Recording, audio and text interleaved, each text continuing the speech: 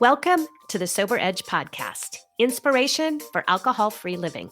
I'm your host, Terry Patterson, functional nutritionist and This Naked Mind senior coach. The Sober Edge is a place to explore the infinite possibilities on the other side of drinking.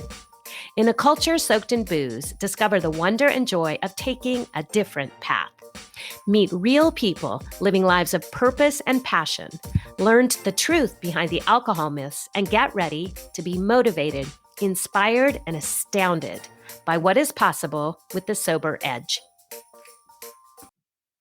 Well, today I'm excited to bring an episode where I get to talk with my friend and fellow coach, Sally Magee. And the reason I wanted to bring Sally on the podcast is because Sally is a certified Gallup-Certified coach. And she has a unique background in helping leaders understand their talents and strengths so that they can be more effective in their roles as leaders. But when we apply this to our alcohol-free journey, we see an entire new way to explore how to untangle this place where alcohol is creating a need and desire for drinking and more drinking. And so Sally and I talk about the gift of looking at your strengths versus looking at the things you're doing wrong, why assessments matter, and how you can use this framework to help you explore the unique way that you can let go of drinking and make it more simple, more approachable, and more effective. So I hope you enjoy this episode with Sally. I'm going to share a little bit of her bio because she has, again, quite an extensive background. So Sally Magee is a Gallup-Certified Strengths coach, certified sobriety coach, and founder of Magee Coaching Solutons.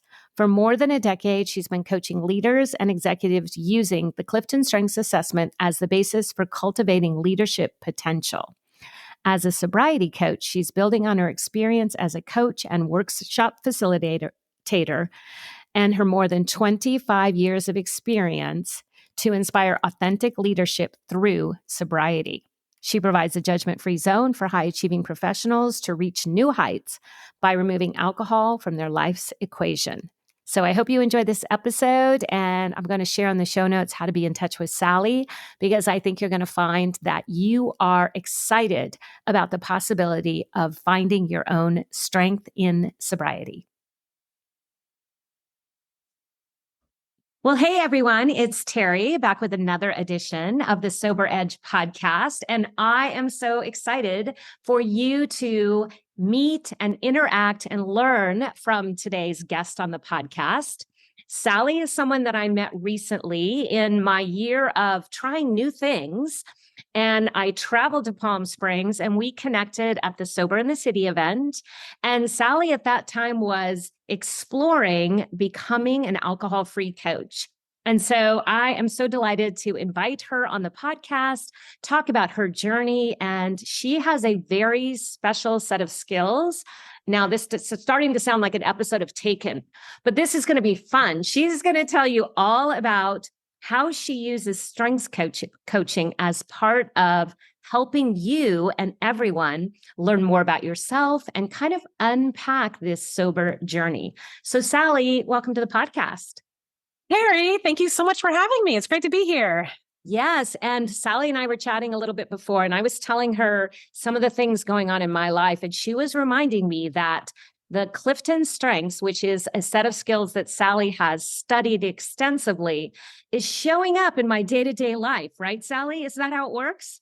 Absolutely. Yeah, I would love to give just a quick intro of what Clifton Strengths is. If your listeners are maybe not quite familiar with it, Clifton Strengths is the tool that I'm using for alcohol-free coaching and sobriety coaching.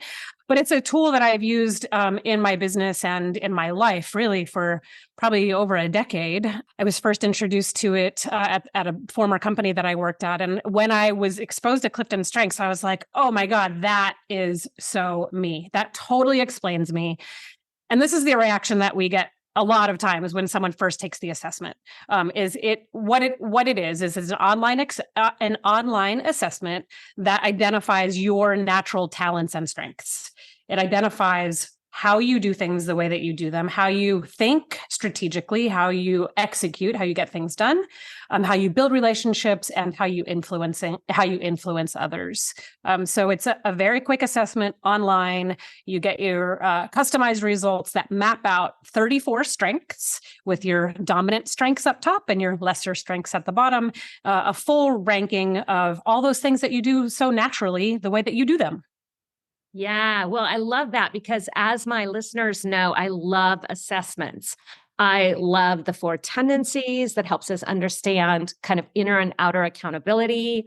I'm a fan of the Enneagram to learn more about how we're wired. So when I met Sally, it was so fun for us to connect. And you have not only shared, your insight around what my strengths are and how my assessment came out, but you actually joined us in my self-experience program and were able to present to several of the ladies that I work with after alcohol. And I just love this idea that we get to continually know a little bit more about ourselves. I mean, I feel like the biggest gift to knowing more about how we're sort of hardwired is it allows us to stop making parts of us wrong. Do you think that's true? Yes, and that's so funny that you use that word. That is how Clifton Strengths was born, really as an assessment. Is Don Clifton in the I want to say the 80s and 90s, early when positive psychology was first being born. He's known as the godfather of the positive psychology movement. He said, "What would happen if we studied what's right with people instead of what's wrong with people?" Because in that time, the studies of human behavior was really based on mental health, right? What's wrong with people? What medicine do they need to fix them? And he really started this movement by saying exactly that: is what would happen if we study what's right with people and have them do more of that? And that's the whole premise of strengths-based development and the whole point of the assessment that helps you understand, what do you do right? What do you naturally do already? And do more of that. Invest in your strengths, play to your strengths, do more of that. That's how you're going to reach your potential. Yeah, that's so beautiful because and you're finding out as a brand new alcohol-free coach that we tend to get in our head and beat ourselves up, and untangling the alcohol piece, we spend a lot of time, making what we're doing wrong. And so I Yes. love this idea that you're going to bring this Clifton Strengths assessment and the tools that you've learned and studied into a alcohol-free journey. So I'm super curious about, how did you decide like that was the thing? Yeah, I would love to explain a little bit of that. How did I decide that was going to be the thing? One, when I did the assessment myself, I think it was around 2014, 2015. As I mentioned, it just opened my eyes to my own self-awareness of, this is the way I do things and why I do them that way. So I studied Clifton Strengths, got certified as a Gallup-Certified Strengths coach in around 2015, and started using that in my work at the time. I built my business in 2017 and have used Clifton Strengths as one of my tools for business coaching and consulting. So a little bit of the background of the story is in 2021, I believe, I started working with a coach. She's not Clifton Strengths related at all. She is a life coach. And just started kind of, as all good coaches do, as you know, Terry, started kind of peeling the onion back a little bit on my own drinking. And kind of fast forward a bit, I realized, after I had gotten, several months of sobriety under my belt, I realized if I were coaching me, I would have coached me very differently. In other words, she's a life coach. She is extremely talented and amazing at what she does. I didn't hire a sober coach. I was not looking to get sober initially. But as I said, she just started kind of peeling the onion back and asking all the right questions to get me curious, which is, again, what a really good coach does.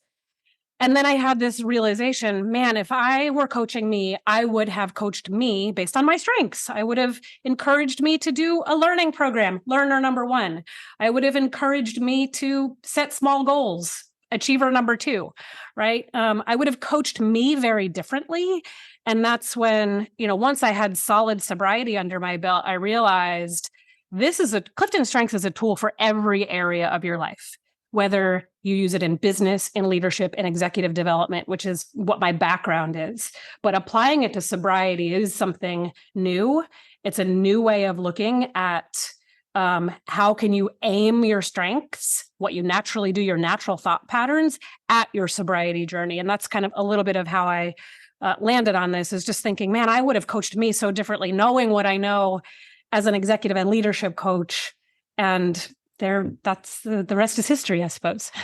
Oh, that's so cool. Yes, I love that. One of the tests or assessments that I have my clients do before we start working together, and it's really just a quiz, is what I mentioned, the 4 tendencies.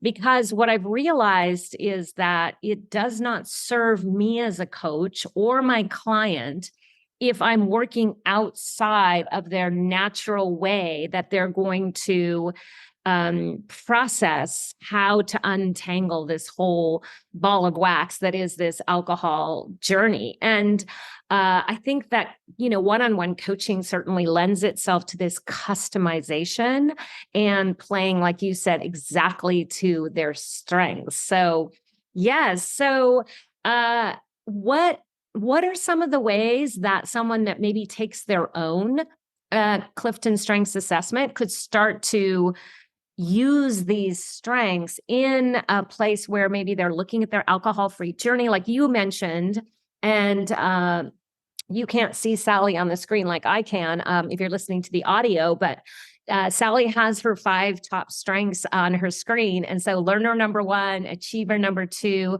like those are really powerful ways to tap into exactly how we would start this journey. Because I think of this alcohol-free journey is holistic. So are we going to start with the brain? Are we going to start with the science? Are we going to start with the emotions? Are we going to start with identity? So how does someone sort of do that on their own? Or can they do that on their own?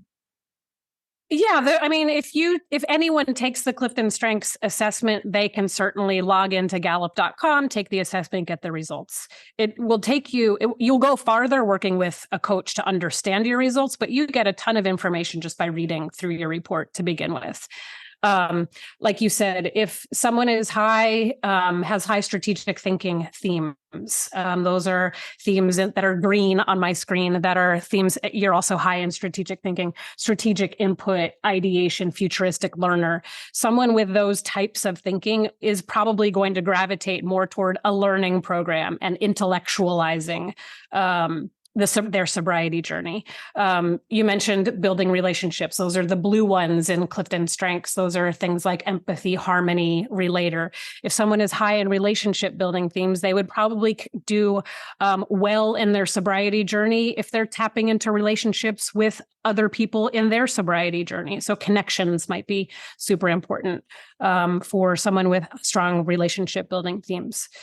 Every theme, all 34 of them can lend themselves to success in many areas of your life, and really just understanding what you do so naturally well and tap into those. Achiever, I mentioned responsibility. Those are the executing ones. That's how we get things done.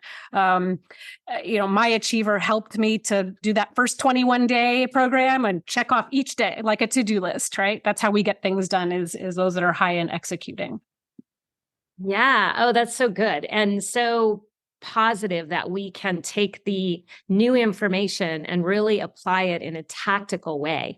I think one of the things I'm noticing the longer I coach is that sometimes as coaches, we get sort of stuck in there's one way to do things, or, well, here's the tactics that I know. And then maybe I don't know how to break through for this one individual. And so what you're talking about is it's empowering for the individual, but it's really empowering for the coach as well, because then we have a roadmap and we sort of have the exactly inside track to understanding.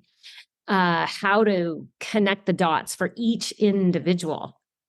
Absolutely. Yeah. And for me specifically, the way I approach my working one-on-one with clients is first, because those first, couple of weeks, month or so of trying to get your sober legs under you, I can coach you better when I know your strengths. You don't have to know the in-depth ins and outs of what your strengths are, and that will come as you work through my program. But if I know what your strengths are, I can help you in those first couple of wobbly weeks to say, here's what I know about your strengths. These are some of the tips that I think will help you, will work well for you. Someone, for example, I'll just give you one, is high competition. People with high competition want to win first place. There's no second place for those that are high in competition. So you make a game out of it, right? Can you get to 10 days sober and you make a competition out of it? And that's going to motivate someone with high competition to win, because they're not going to lose that race. So they get to 10 days and then they celebrate, and then you raise the bar, right? Get to 15, get to 20 days. So it's a really customized approach that in the early days, me knowing your strengths, if you're working with me one-on-one, I can really help guide you, especially in those first couple weeks and months to get sobriety under your belt. And then you move along that transformation of applying your strengths in other areas of your life and in sobriety. Yeah, I can see it now. I'm picturing it. Is that part of my strengths? I can visualize what you're talking about. It is. Yeah, you have high futuristic. So you're visualizing what that would look like. You're inspired by that picture of what can be created is what your futuristic kind of lends itself to. Yeah. Yeah, that's fun. That's fun. I think this is such a unique approach. Is anybody else using this sort of assessment and strengths around this sober journey? Have you found some comrades that are doing a similar type of thing, or is this going to be a Sally show? So far, it's the Sally show. I have looked. I've did extensive research input, number 4, looking for resources, thinking, gosh, are there other coaches out there, either other strengths coaches who are also sobriety coaches, and vice versa. And I scoured the web, which is where I would think I would find that. And I have not found anyone. I also reached out to Gallup, the head of their coaching program. There are no other Gallup-certified coaches that we know of anyway that are using strengths for sobriety. So I like to describe it. I don't know if you saw, I did a quick little video clip on Instagram as superpowered squared. Did you see this, that I posted this little video? Tell me more. In sobriety, I'm sure you've heard the phrase that sobriety is your superpower, right? You strip all the alcohol off. Your thinking gets better. Your sleep is better. You lose all the great things about sobriety, right? And it becomes our superpower. I'm sure you've heard that, right? Yes. This same thing is what we call our strengths in Clifton Strengths coaching. Is your strengths are your superpowers. When you understand them, you are able to point them deliberately and practice them and really utilize them. That's how you reach your leadership potential. So in Clifton Strengths, we call it your superpowers. Once you know your strengths, those are your superpowers. So I did this little bit, and I'm calling it superpowers squared, is like Clifton Strengths plus sobriety. Superpower squared. It's like the best of all worlds. You know your strengths and you're sober? Man, you're unstoppable. Oh, that's so good. Yes. Yes. I love that. Superpower squared. So I have been on this alcohol-free journey for almost 8 years next month. And I remember saying early on that sobriety is my superpower. I didn't hear anybody else saying it, but I wasn't really paying attention. And then I heard Brene Brown say it, and I was like, I wonder if she got that from me. Yes, she did. Definitely. I'm pretty sure. Yeah. But what I love is this idea that everything opens up on the other side of drinking. I truly believe that. Yes. That's been my experience. That's been your experience, I know. And when we can offer this to other people and do it in a place where it feels like we are tapped right into the way that feels so good. You know, I've done a lot of big group coaching and it's been amazing. But one of the things that I think we're missing in large groups is this custom way to connect to exactly where our client, what they're experiencing. So I have a business idea. I think I've shared this with you before. You may already be ahead of me, but I'm thinking, Sally, you need to come and help all of us as coaches understand more how to do these types of connecting the dots that are really going to be so powerful to help our clients get there faster. Yeah.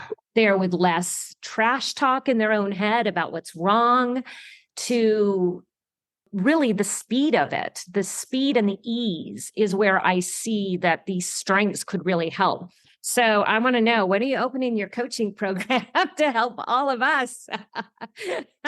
Anytime. Let's do it, Terry. Anytime.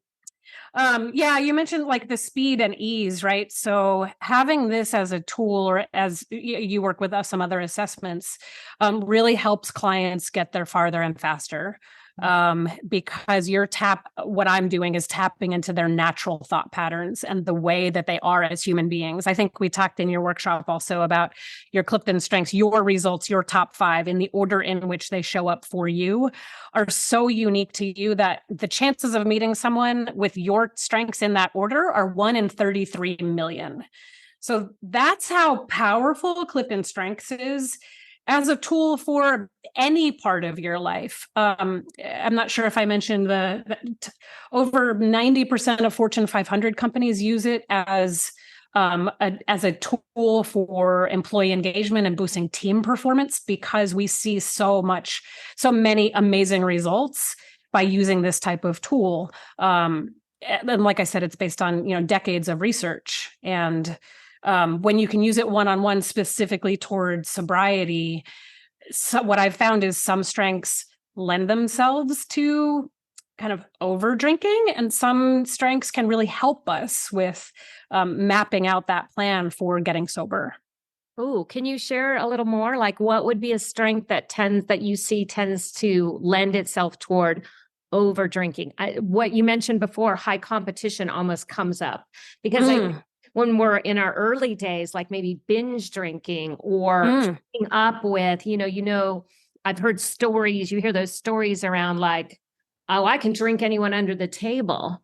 Yes. Yeah, that would be one. That's a very good example. There's one that you and I'm going to refer to my notes here for this one. You and I have talked about this one before, is high achiever. I have high achiever. You have high maximizer. There's a recent book out by Arthur Brooks called From Strength to Strength. And he talks about them as strivers, is the term that he uses, but they are people who strive to be excellent at what they do. In my mind, that means achiever, so high achieving, crossing things off list. And for you, maximizer wants to put bells and whistles and sparkles on things and make things even better and amazing and excellent and superb. Now I'm linking those. I don't know that Arthur Brooks would or Gallup would sanction that, but what he does say specifically in the book, this is a direct quote. He says people in high pressure jobs tend to self-medicate with alcohol, including at hazardous levels, which can turn off the sensation of anxiety like a switch temporarily. He says strivers are also prone to workaholism or being success addicts and have many of the same patterns of behavior as alcoholics. So we that may identify with that striving, that wanting to do more and wanting to continue to make things better, need to watch out for that tendency, because it's that dopamine hit, right? Yes. So that I have found. The other one is really common that I would like all of your listeners to know about is the talent theme called empathy. Now, I don't have high empathy. I don't know if where it falls in your list of 34. Pretty low, I would imagine. Yeah. I could pull that up. But yeah, empathy you have as number 26. Mine is also pretty low. For those that have high empathy, and the way Gallup describes and defines empathy is they can sense other people's feelings by imagining themselves in the lives or situations of others. But it's this, for those that have high empathy, it's this like sixth sense of feeling emotions of others. They can walk into a room and like know what's going on with people. If there's whatever energy that person is giving off, someone high in empathy will feel it. really deeply. And so what that can lead to is them kind of taking on the emotions of others without trying. It's just its natural way of being. It's a talent, right? What it can lead to, and I find this a lot with the people I've worked with in sobriety who have empathy, is they are using alcohol to numb those feelings because they don't know what to do with them. They don't want them. They're not trying to attract them. They just bring them on without, like I said, without trying to bring them on. And it can be painful and hard to process. And as you know, as we all know, and alcohol is numbing our brains. It's numbing our experiences. And so people with high empathy who are looking to get sober, if they have high empathy, need to be really aware of that behavior, right? That connection that, if I'm taking on the emotions of others and then using alcohol as a tool, that they need to understand that, right? And if they have high empathy, how can you turn it into a superpower instead of something you want to numb? Yes. And I'm not surprised that my empathy is so low because I don't go in and read a room or take on the energy of other people. And it's very hard to understand what that feels like for someone who identifies as a highly sensitive person. And their emotions can get hijacked really easily by the energy in the room. So for example, how do you turn that into a strength? What do you do to celebrate that? How does Gallup and Clifton Strengths kind of, help us in that regard? Well, any of our strengths, the more we learn about them, that's kind of first step, is to understand what empathy is, what it brings, what it contributes, what value it brings to someone's life, and using that as some self-awareness first. And when we first understand, in Clifton Strengths coaching, we do an exercise. It's called, I don't know if we did this with your women's group. It's called name it, claim it, aim it.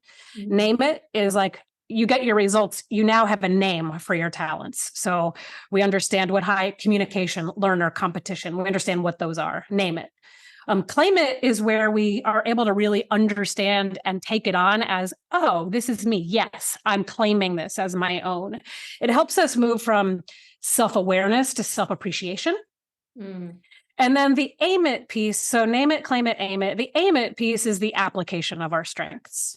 So as we move in a coaching, in the coaching process from self-awareness to self-appreciation, then what I think the question you asked is, how do you then move it to the aim it piece, is application and using it for the positive instead of saying, this is something that I don't understand, I'm just going to numb out because of it. Mm-hmm. Right. So that's through that coaching process, is understanding the name it, claim it, but then how do I aim it is the application in a productive way. That's such a good framework. Thank you for sharing that. Love the idea of the application, because I think sometimes what happens in this alcohol-free journey is people will get part of that. They'll get some new awareness. They'll get some knowledge. Yeah. They'll get a little tactics. They'll get some tools, but they don't apply it. And then they wonder, well, why am I still operating in the same manner? Why are my habits not changed? Why is my behavior still showing up when I say I don't want to drink and then I drink? And so I think the application, sometimes we forget the importance of that piece, and it takes practice. We can't just do it absolutely one time. Yeah. So if somebody recognizes a strength that they've been kind of making wrong, and now they understand, like, oh, the self-awareness is that I now get that this is who I am and how I'm wired. Now I appreciate what strengths it brings to my life, how it's a superpower. Now I get to practice how it shows up in my life and acknowledging that I'm using it for good. Yeah. And how can you, this is the other kind of beauty of coaching, is you and I as coaches, how can we help people not just go from that awareness to so awareness of self-awareness, self-acceptance, self-appreciation, but then the application of your talents. And that's what you just said, practice makes perfect, but understanding your talents, using the action items that are in the report, hiring a coach, you can apply strengths to any challenge in your life, not just sobriety. You can apply it in the workplace. You can apply it as a spouse. You can apply it to every role that you play, because your talents are what make you uniquely you and brilliant. And they apply to everywhere in your life, not just at your sobriety journey or your work life. Right. Mm-hmm. Mm-hmm. Yes. Yeah. It's holistic. It's who we are. And so I'm curious, because there's a lot of different assessments out there. There's the DISC and the Enneagram and the Myers-Briggs and all of these different assessments. Where do these overlap? Do you see an overlap? And how do we know which ones are most important to pay attention to? Do they ever like cancel each other out? Are there some assessments that we get wrong? I'm curious. Oh, that's such a good question. I'm an assessment junkie, just like you. I'm also certified in Myers-Briggs, so I've worked in that space also. Enneagram, DISC, communication style, you name it. I'm also a junkie. I think the important thing to know about assessments is they are all assessing slightly different things. So first off, Myers-Briggs is based on psychological theory, and Clifton Strengths is based on the actual application of human beings. So it's not theoretical. When I mentioned Don Clifton kind of inventing positive psychology, he went to actual research and studied 4 decades of research, basically, that have identified the talents that you see in Clifton Strengths, the 34 themes. So it's based on actual studying teams and human performance, basically. You mentioned a couple others. DISC is a leadership assessment. There's communication styles, Enneagram. They're all assessing slightly different things. My approach, I've built my program around, I'm calling it strengths-based sobriety coaching, because Clifton Strengths to me is the most applicable to, it's tangible, it's applicable to actual human beings, and it's not theoretical. And it's not like, oh, well, someone created this thing and now there's 4 categories. It actually doesn't, like some of them are kind of 9 boxes or 16 categories for Myers-Briggs. It doesn't narrow you down to a D, an I, an S, or a C, right? It doesn't narrow you down to a specific letter or a color or a bird. There's one that's a bird also, which is kind of crazy. But it is that unique and different. And there are 34 themes in this Clifton Strengths where there's nuances, and it's specific and unique, and it gives you really tangible action items that you can apply and learn more from. So that's the basis of my tool, of my coaching, but I have, other tools that I apply and just figure out what works best for the person that needs help. Yeah, that's so good, because I think that what you said is it's not theoretical, it's actually application. And that's where the real change happens. We have to, that's where if it's just theoretical, we can just stay in motion all day long, but getting into action and applying our new understanding is where change really, I have found, happens for me and my clients. So you worked with this life coach and you started to understand, like, maybe I want to explore this alcohol journey. Did you then just sort of intuitively think, I'm going to apply my strengths to traveling my own road toward alcohol-free living? That's a really good question. Not at first. It dawned on me later, because your talents are those things that you don't know that you're doing them, right? You're not trying to do them per se. In my sobriety journey, the first program I did was a 21-day reset challenge from SoberSys, I think you're familiar with. And I just recently wrote a blog about this on my website, is that looking back on it, I realize, I was tapping into my learner, my achiever, my input. My learner loves to learn, loves to teach. Continuous improvement is all about learner. So every day in the program, there was an email to read. There was a group to talk about it with. What did you learn? Learner number 1, right? Like, makes sense. Achiever loves to cross things off lists, loves to get things done. So every day I was like, okay, another day, done. So to get through the 21 days, I instinctively did that. I didn't try to do that. I didn't think, oh, I'm going to learn, use my learner talent. I didn't try to do it.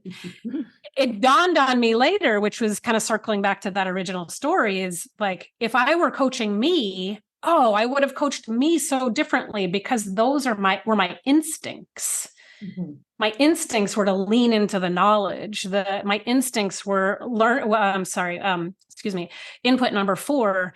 Input loves to have output. Yeah, you have high input too. Loves to have resources for people, things to share.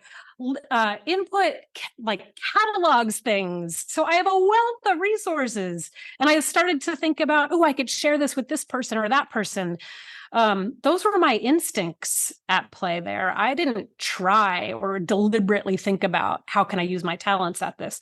And that's when, like I said, several months fast forward, I was like, I would have coached me so differently. And that's why I think this is such a beautiful thing, is when we can combine your natural talents with a sobriety journey. That's what's really going to help you go farther, faster, is when you tap into those natural talents. Yeah. And I think that's so powerful, because exactly what you said, one of the things I always think about coaching is why having a guide by your side is so powerful, is we see those blind spots. We see them showing up and saying these things that we recognize, like, okay, they want more tactical homework. They need, more celebration in their life. Like we can see these things, like you say, that are the ways they're naturally showing up, but they don't necessarily see it's those blind spots. And so, yeah. Yeah, those blind spots. So it's funny. Also, just one other thing about blind spots is our greatest strengths are our greatest weaknesses, because they all have blind spots. So many people will get their results and go like straight to the bottom and think, these are the things I'm not very good at, my weaknesses. When actually the things that we do so naturally, those are your weaknesses, because we don't watch ourselves do them. They are in our blind spots. So it's something to be aware of, that all of our strengths, even though they can help us, they can also hinder us if we don't know that we're using them, maybe a little bit in the raw sense. We might be overusing them, or we might just we may have no awareness of what we're doing and how it's perceived by others.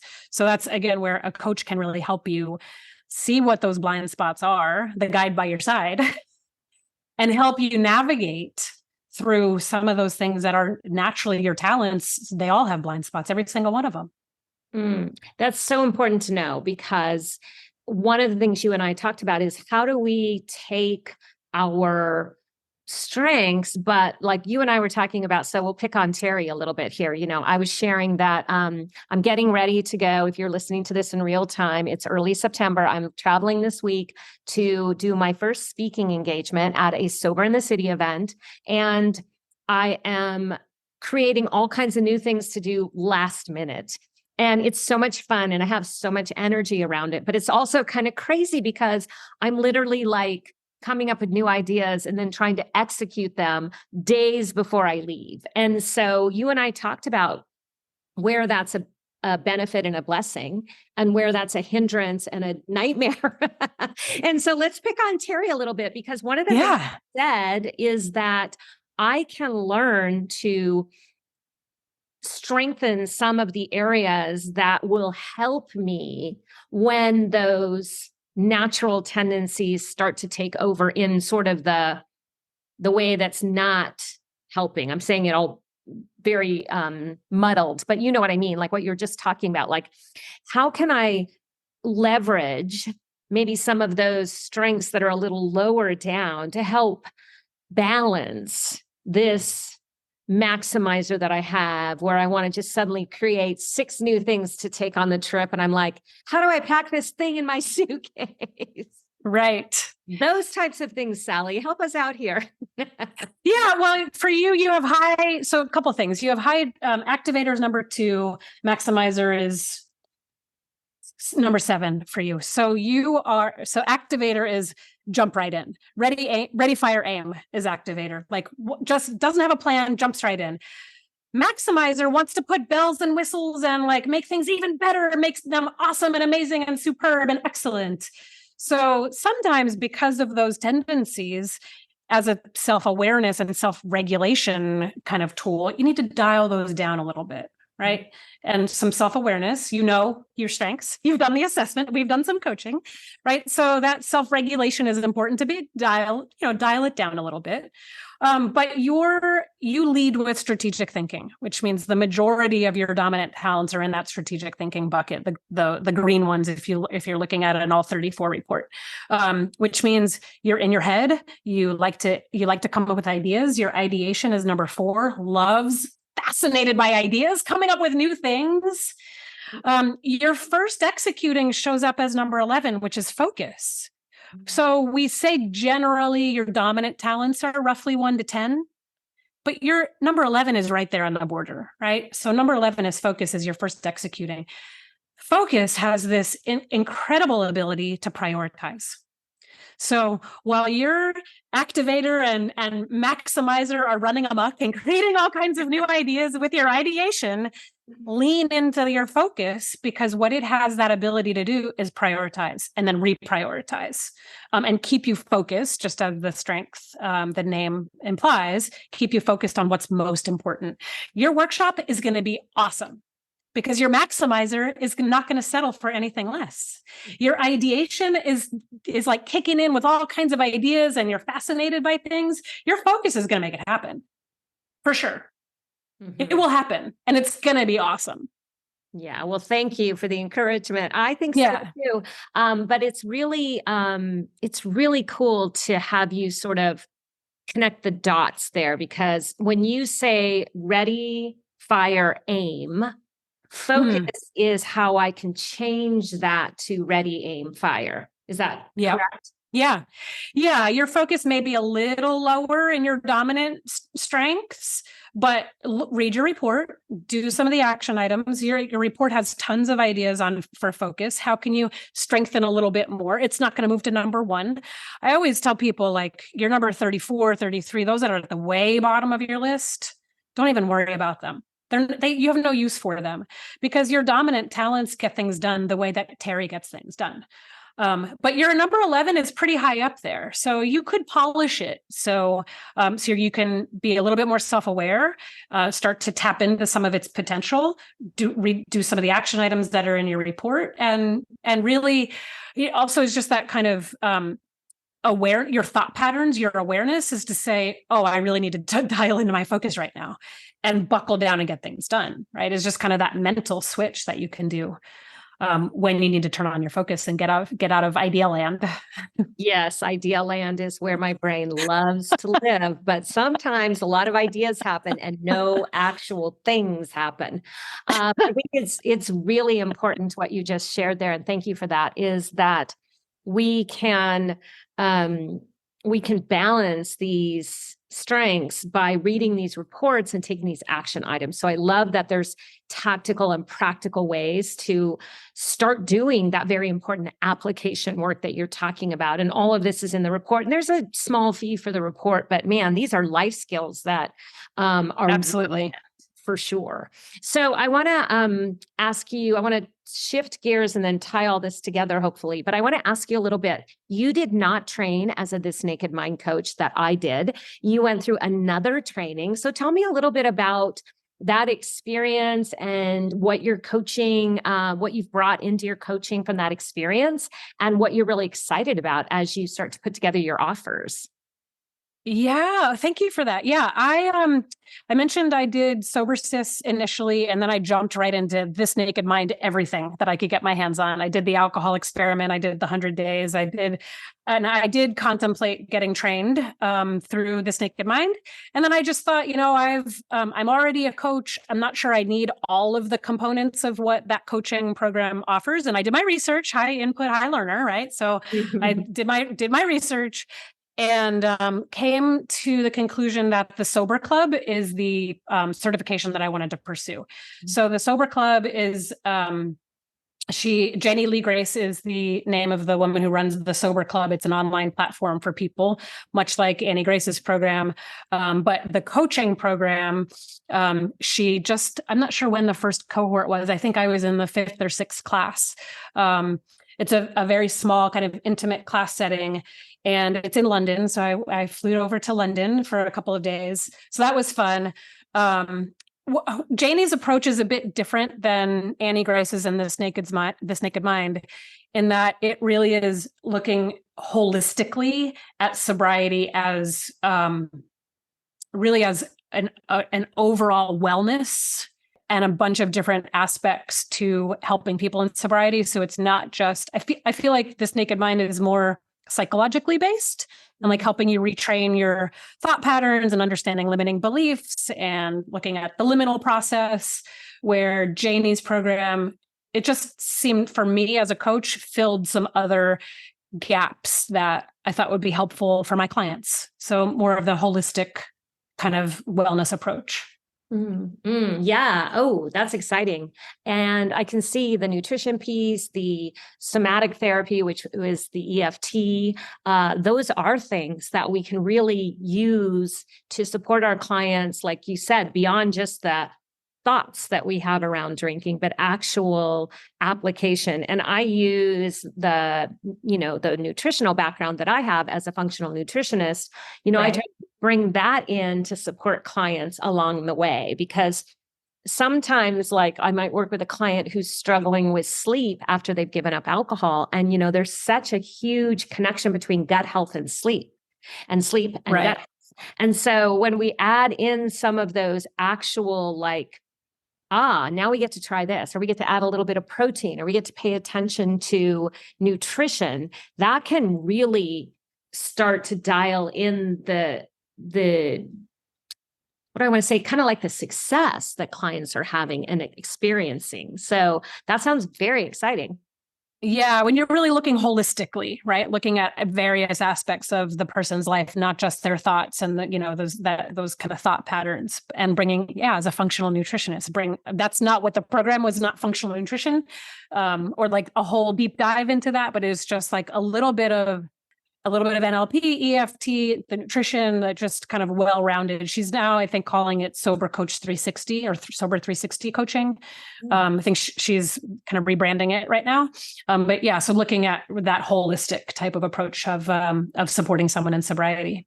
Yeah. So yeah, I just finished that up over the summer. I finished up that certification. So I'm officially certified as a sober coach. And yeah, just excited to bring it to the world.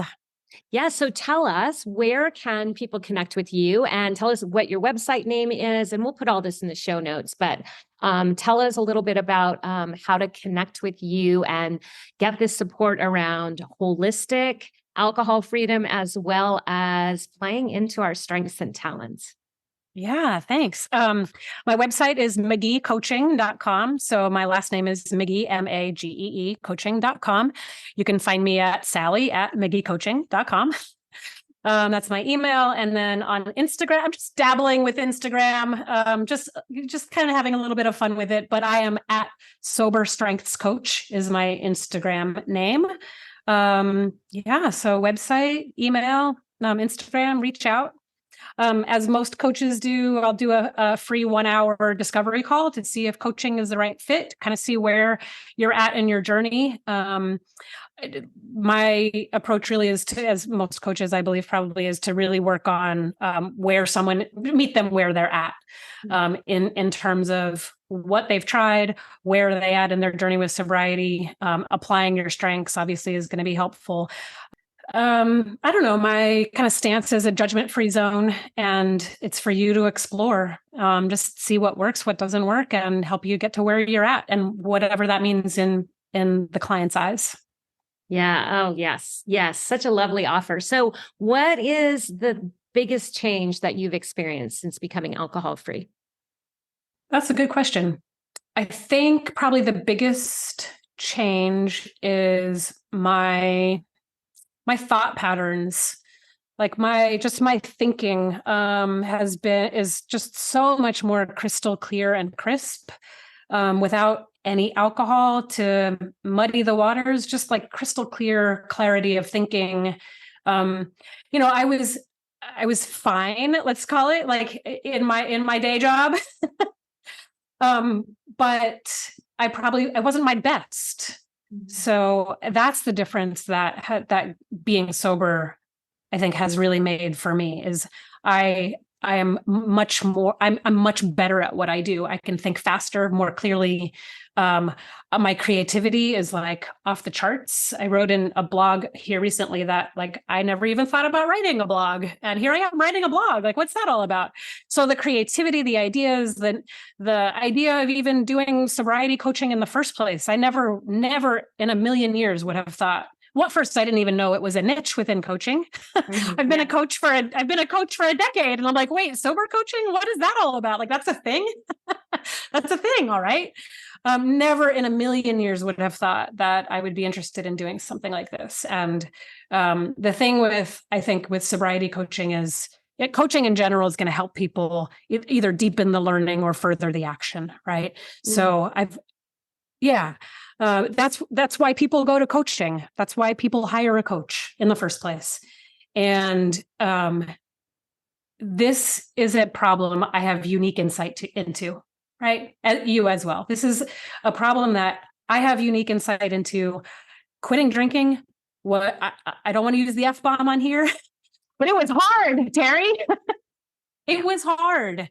And as a coach and as an executive coach, it is, I mean, that's where my background is. And to now be a sober executive and leadership coach, for me, it just raised the bar on my own performance. And that's what I am offering to clients is my signature program is called Reach New Heights, because I feel like that's what I have been able to do in my own life is reach new heights by getting sober and by being sober and just having that mental clarity and raising the bar in my own life and performance. And that's what I want to give this to anyone who will listen. Thank you. Yes. And what a gift. What a gift. I love that. You said it's helping me be the best. And I think, yes, the best version of Sally. And what I love, I'll just wrap this up by saying what I think is so unique and special about this offer, Sally, is that 1 in 33 million, like you're going to help each individual become the best version of them. And the world needs us to show up as the best version of ourselves and to believe more in ourselves and to offer the gifts that we have that are so unique, these strengths and talents to the world that only we carry. And you're going to help people unlock that. And what a beautiful offer to have in the world. I'm so excited that you're here. I'm so glad we connected. Thank you so much for being on the podcast. Thank you for having me. It's been great. Thank you so much, Terry, for the opportunity. Well, thanks for tuning in to another edition of the Sober Edge podcast. It's always my pleasure and honor to join you in this conversation. And one of the things that I have been working on recently that I wanted to share with you is my brand new guide, Stop Drinking in Your 50s and Beyond. You see, I was 55 when I decided to put down the drink and take up my new life. And I realized that the longer I do this alcohol-free living and the more coaching I do, coming up on 4 years now, I realized that many of us are drinking for different reasons, depending upon how old we are. And so I've created a guide called Drinking Through the Decades.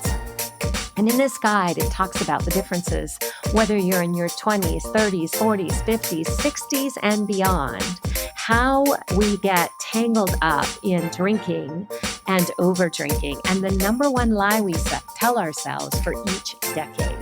And I really want to focus on inviting you into the opportunity to take a closer look at your drinking in your 50s, 60s, and beyond. I believe that the targeted approach is needed to hone in on those reasons we're drinking that look very different when we're in our 50s and 60s. So if you are at all interested, please grab my free guide. I can't wait to share this with you. I hope it helps you explore what's happening in your own brain and your own life, and what is the story you might be telling yourself. This guide also has a link to get on the waiting list for my brand new program that will be launching, Stop Drinking in Your 50s and Beyond, Self-Discovery And I am very excited to open the doors in September of 2023. So thank you again for tuning in, and I'll see you next week.